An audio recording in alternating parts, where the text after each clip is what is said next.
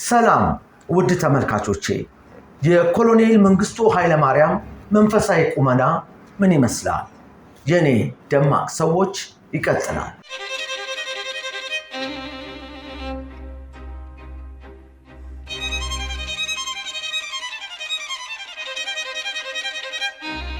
የኔ ደማቅ ሰዎች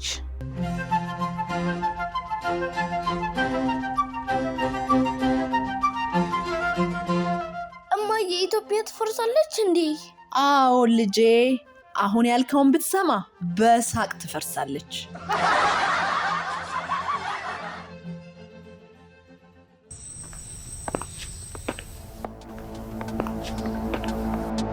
ኮስፒ ነው።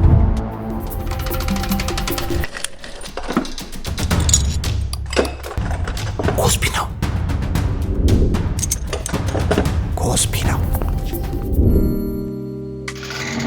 አዎ ኮስፒ ነው።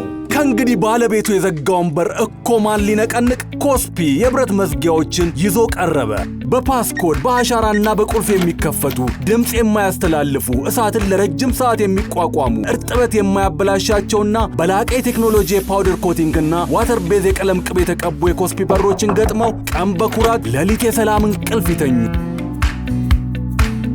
ስራ እንዲፈልጉልን ነበር ጋሽ። ኮስፒ ብረት በሮች ከሚድሮክ ኢንቨስትመንት ግሩፕ። መልካም አዲስ ዓመት።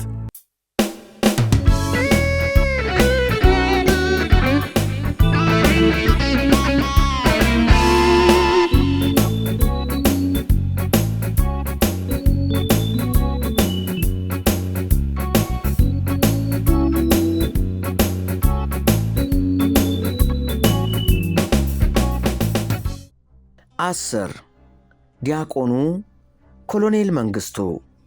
ይህን የምትከታተሉትን የኔ ደማቅ ሰዎች በትጋትና በጥራት ኤዲት የሚያደርግልኝ ልጄ እስራኤል ታገል ነው። ሥራ ላይ ሲሆን ብዙ አይናገርም። በጸጥታና በተመስጦ መስራት ይወዳል። ለመጀመሪያ ጊዜ ሥራ ላይ ሳለ በመደነቅ ተውጦ የመንጌ ነገር በጣም ገርሞኛል አለኝ። እንዴት ስለው ባለፈው ፕሮግራም ያልጠበቅኩትን ነገር ነው ያደረገው። እኔ እኮ የልጁ ትምህርት ቤት ማስጠንቀቂያ ሲልክበት በቃ መንጌ ፈጃቸው ነበር ያልኩት አለኝ። ክቡር አቶ ፋሲካ ሲደልል መሪዎቻችንንና ፖለቲከኞቻችንን ዴመናይዝድ አድርጎ የማሰይጠን አካሄድ ሲሉ የታዘቡት ነገር ምን ያህል በአዲሱም ትውልድ ውስጥ ሰርጾ እንደገባ ያወቅኩት ልጄ እስራኤል ይህን ሲለኝ ነው። ዛሬም የኮሎኔል መንግስቱን ሌላ ገጽ ከልጃቸው ከዶክተር ትዕግስት ጋር ካደረግኩት ቆይታ የምትገነዘቡ ይመስለኛል። በ4 ኪሎ ቤተ መንግሥት በኩል ሳልፍ ሁሌም የሚገርመኝ ነገር አለ። የአብዮቱ መሪዎች እግዚአብሔር የለም ይላሉ፣ የንጉሡንም ሥርዓት ይቃወማሉ። እንደ ተቃውሟቸው ብርታት ከሆነ 4 ኪሎ ቤተ መንግሥት ዙሪያ በተንጣለለው አጥር ላይ ያለውን የዘውድ አርማና የመስቀል ምልክት አንስተው በማጭድና መዶሻ ምልክት መተካት ነበረባቸው። ግን አላደረጉትም። ለምን ብዬ ዶክተር ትዕግስትን ስጠይቃት ስለ አባቷ ስለ ኮሎኔል መንግስቱ የማላውቀውን ነገር ነገረችኝ። በነገራችን ላይ እሱ ለኃይለ ሥላሴ እስካሁንም ድረስ ትልቅ ክብር አለው። እንዲያውም በቅርብ ጊዜ ኃይለ ሥላሴ እኮ የቄስ ንጉሥ ነበሩ ማለት ይቻላል ብሎኛል አለችኝ። ምን ማለት ነው የቄስ ንጉሥ? ሰውየው በጣም ይጾማሉ፣ ይጸልያሉ፣ ለሃይማኖታቸው በጣም የተገዙ ሰው ነበሩ ማለቱ ነው።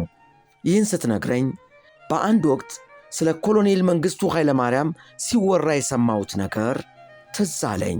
እሱም ሐራሬ ከገቡ በኋላ የወንጌላውያን ቤተ ክርስቲያን አማኝ ስለመሆናቸው ነው። ይህን የማረጋግጥበት ሰዓት መድረሱ እየታወቀኝ ዶክተር ትዕግስትን ለመጠየቅ ተዘጋጀው።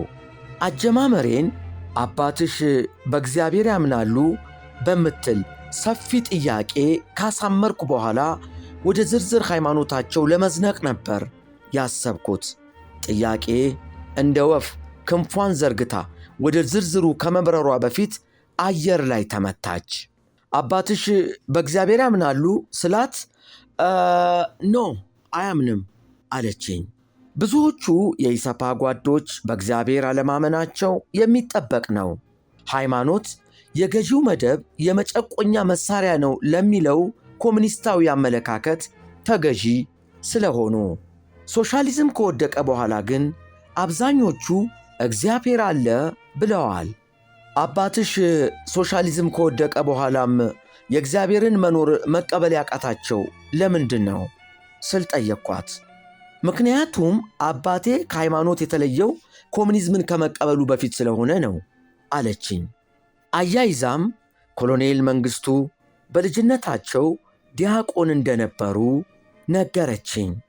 በዚያ የልጅነት ዕድሜያቸው በአጋጣሚ ዙሪያቸው የነበሩት ሰዎች ሃይማኖቱ ከሚያስተምረው የራቀ ሕይወት ውስጥ መሆናቸውን በቅርበት ካዩ በኋላ የእምነት ሰው ለመሆን እንደተቸገሩም አጫወተችኝ።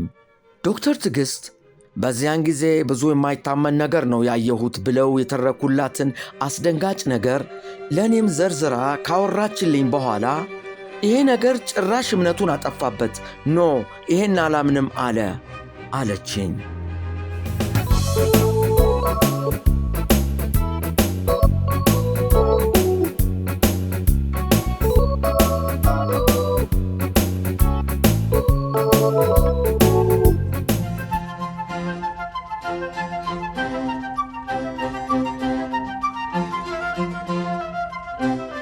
ልብ ይበሉ፣ ትምህርት የትም አለ። ከቻሉ ከመምህሮ፣ ካልቻሉ ከኑሮ ይማራሉ። ልዩነቱ መምህሮ አስተምሮ ሲፈትኖት፣ ኑሮ ግን ፈትኖ ማስተማሩ ብቻ ነው። ምናልባት ወደ ኋላ መመለስ ሳይኖርብዎ አይቀርም። ያመለጠው ታሪክ ካለ እስከ ዛሬ ያቀረብንላችሁን ከ100 በላይ ፕሮግራሞች መለስ ብለው ይከታተሉ።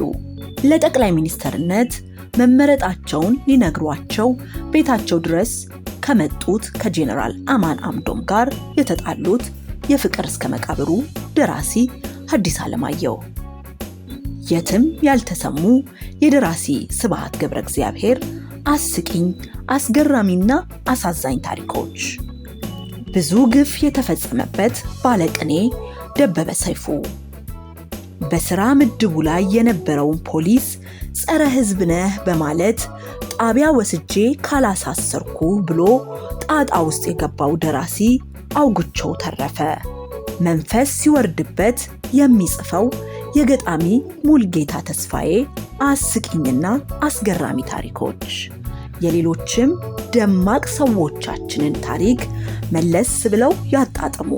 ብዙ ታላላቅ ሰዎች ተገቢ መልካቸውን ያላገኙበት ሀገር ውስጥ ነው የምንኖረው። የኔ ደማቅ ሰዎችን ይከታተሉ።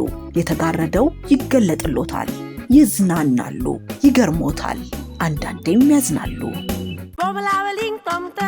ሪል አይስክሬም የልጆቹ ጉጉ፣ እርሶም ቀመስ ያርጉ። ሪል በቸኮላት አይገልጸውም ቃላት፣ በማንጎ ቫኒላ ጣፈጡ ሌላ፣ በስትሮቤሪ ቀኖን አሳማሪ፣ በሞካ በላቴ ወደድኩት ካንጀቴ። ቀምሰው ያረጋግጡ፣ ምላሶ ዳኛ ነው። ለልጆቹ የሚያምጡ ልደት ማድመቂያ ነው፣ ለፍቅረኛም ሚስጡ የፍቅር ቋንቋ ነው። ሪል አይስክሬም የመጪው ዘመን ጣዕም ይወዱታል በጣም።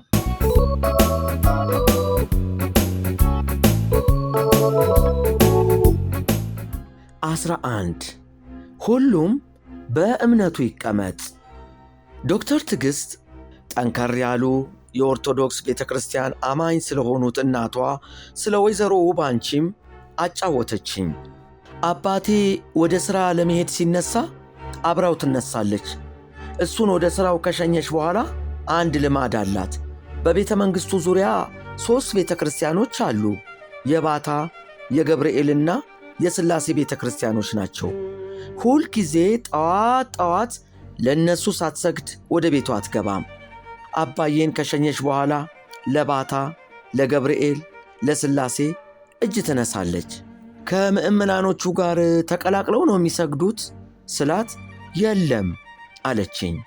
አያይዛም በነገራችን ላይ ዋናው ትልቁ ግቢ ውስጥ የራሳችን የሆነ ግቢ አለ። የግቢያችንን አጥር ከባታ ቤተ ክርስቲያን ጋር እንጋራዋለን። ከባታ ጋር የምንጋራው አጥር ደግሞ ትንሽዬ በር አለው። ያ በር መጀመሪያ ላይ ይቆለፍ ነበር። ቁልፉ ያለው ዘቦቹ ጋር ነው። በኋላ እናቴ ትሄድና ክፈቱልኝ ትላቸዋለች። በሩ ይከፈታል። ያ በር በቀጥታ ወደ ባታ ግቢ ያስገባል። ጭር ሲልላት ያንን በር ከፍታ ወደ ባታ ስትገባ ቄሶቹ ያውቃሉ። ነይ እዚህ ተቀመጭ ይሏታል። እዚያ ብቻዋን ጸልያ ትመጣለች። እናትሽ አባትሽ ሳያውቁ ነው ሃይማኖተኛ የሆኑት ወይስ አባትሽ ያውቃሉ? ያውቃል። ስለዚህ በሃይማኖታቸው ጉዳይ ጣልቃ አይገቡማ? በፍጹም። ቄሶች እቤታችሁ መጥተው ያውቃሉ? ኖ፣ ቄሶች ቤት አይመጡም። እናትሽ እቤታቸው ውስጥ ሃይማኖታዊ ድግስ እንደ ማኅበር፣ እንደ ጽዋ አይነት ነገር ማዘጋጀት ይችላሉ? አይቻልም። ለምሳሌ ልጆቻቸውን ክርስትና ማስነሳት ችለዋል? እኔና ትምህርት የተወለድነው ከአብዮቱ በፊት ስለሆነ ክርስትና ተነስተናል። አንድነት የተወለደው ግን ከአብዮቱ በኋላ ስለሆነ ክርስትና ማስነሳት አልተቻለም። ቤታችሁ ውስጥ መጽሐፍ ቅዱስ አለ? እናቴ አላት። ያንን መጽሐፍ ቅዱስ አባትሽ አይተውት ያውቃሉ? አዎን፣ እኛ እንድናነበው ግን አይፈቅድልንም።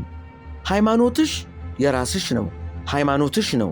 የልጆቹ ጭንቅላት ግን እንዲበረዝ አልፈልግም ይላታል። እኛንም በልጅነታችሁ ብሬኖሽ እንድትደረጉ አልፈልግም። 14 15 ዓመት ሲሞላችሁ የመረጣችሁትን እምነት መርጣችሁ ማመን ትችላላችሁ። ከዚያ በፊት ብሬኖሽ እንድትደረጉ ነው የማልፈልገው ይለናል። ኮሎኔል መንግሥቱ ቃላቸውን አክብረዋል። ትዕግሥት የናዝሬት ስኩል ተማሪ ከሆነች በኋላ የወንጌላዊ ቤተ ክርስቲያን አማኝ ስትሆን አልተቃወሟትም። ያኔ አድጌ ነበር። ትምህርት ቤታችን የባይብል ክላስ ነበረው፣ የአማኞች ኅብረትም ነበረን አለችኝ። ይሁን እንጂ እኔ እንደታዘብኩት ግን የትዕግሥት እምነት ከወንጌላውያን አማኞች ኅብረት የተለየ መልክ አለው። ብዙ የወንጌላውያን ቤተ ክርስቲያን አማኞች ሶሻሊዝምን የክርስቶስ ቀጥተኛ ተቃዋሚ እንደሆነ ያስባሉ። ትዕግሥት የክርስቶስ ጥብቅ ተከታይ ነች። የወንጌላዊ ቤተ ክርስቲያን አማኝ ነች። የዚያኑ ያክልም በሶሻሊዝም ላይ እምነት ነበራት። በዚህ ጉዳይ አባቷን ጭምር ሞግታ ታውቃለች። አባዬ፣ አንተ ይሄ ለምን እንደማይታይህ አይገባኝም። እኔ ሶሻሊዝም እና ክርስትና አይጋጩብኝም ብላቸዋለች።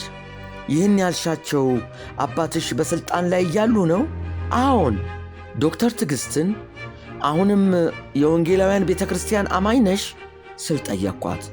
አዎን፣ እንደ ድሮ ባልሆንም አለችኝ። ይህን ስትሰሙ ድሮ እንዴት ነበረች ትሉ ይሆናል። የድሮዋን ትዕግሥት አጫወተችኝ።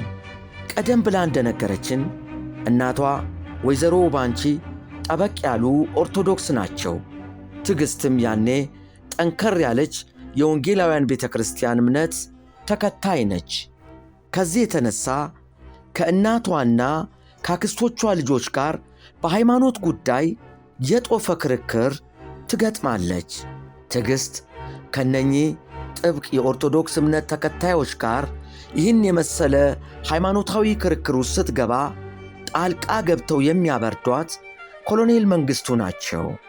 ተይ ትዕግሥት፣ ሁሉም በእምነቱ ይቀመጥ በማለት በነገራችን መሃል በአንድ በኩል ፈጣሪን እናምናለን እያልን በሌላ በኩል ደግሞ የሌሎችን ሃይማኖት የምንዘልፍ ወገኖች ከኮሎኔል መንግሥቱ ጨዋነት የምንማረው ነገር ያለ መሰለኝ።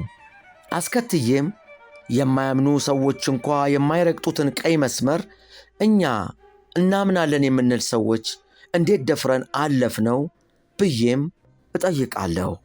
የድሮዋ ትዕግሥት ሌላም ትውስታ አላት።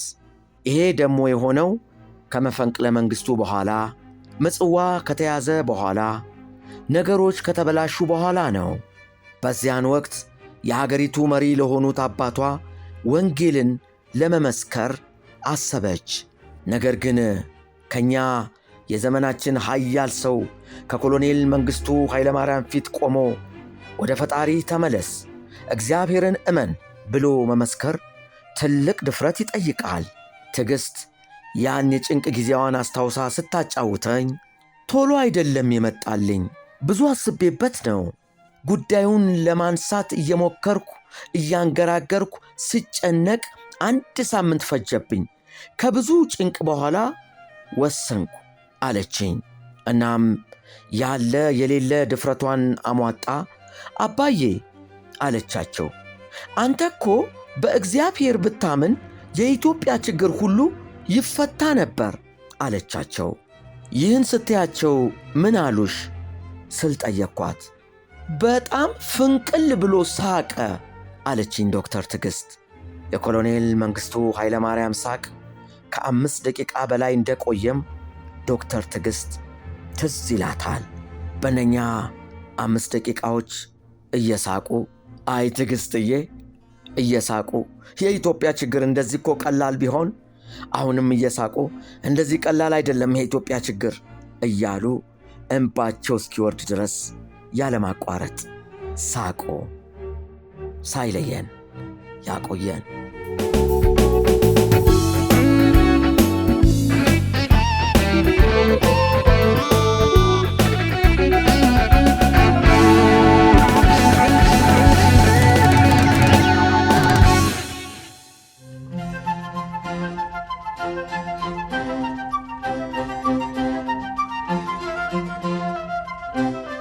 ዋሊያ ይህች እንስሳ ሳር በሊታ ስትሆን ከቢጤዎቿ ከጎሽ፣ ከሜዳ አህያ፣ ከዝሆን ነጠል ብላ ከፍ ያለ ጋራ ላይ መቆም ትወዳለች።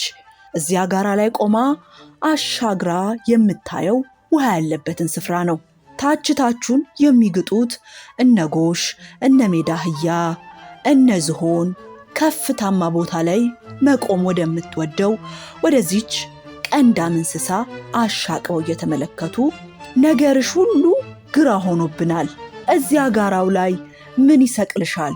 ውረጂና እኛን ምሰይ እንጂ ሲሏት ረጅም ቀንዷን በእንቢታ እየነቀነቀች ውሃ ያለበትን ስፍራ ልያ፣ ውሃ ልያ በማለቷ ውሃ ልያ መጠሪያዋ ሆኖ ቀረ።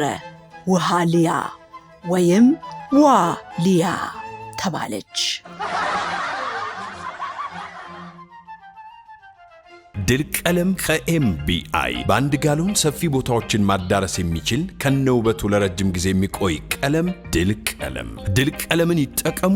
የግንባታውን አጨራረስ በድል ይደምድሞ። ተመጣጣኝ ዋጋ ከበቂ አቅርቦት ጋር ኤምቢአይ ድል ቀለም የሚድሮክ ኢንቨስትመንት ግሩፕ አባል ከኤምቢአይ። የኮሎኔል መንግሥቱ ኃይለማርያም ልጅ የዶክተር ትዕግስት መንግሥቱ የልጅነት ትውስታ በዚሁ አያበቃም። ከዶክተር ትዕግስት በኋላም ታሪኮች ይቀጥላሉ። የታላቁን የሀገር ባለውለታ የልዑል ራስ መንገሻን፣ የነ ከበደ ሚካኤልን፣ የነ ጸጋዬ ገብረ መድኅንን፣ የነ ኃይሌ ገብረ ሥላሴን፣ የነ ጎሳዬ ተስፋዬን፣ የሌሎችም ደማቅ ሰዎች ያልተሰሙና የሚያስገርሙ ታሪኮችን ይጠብቁ።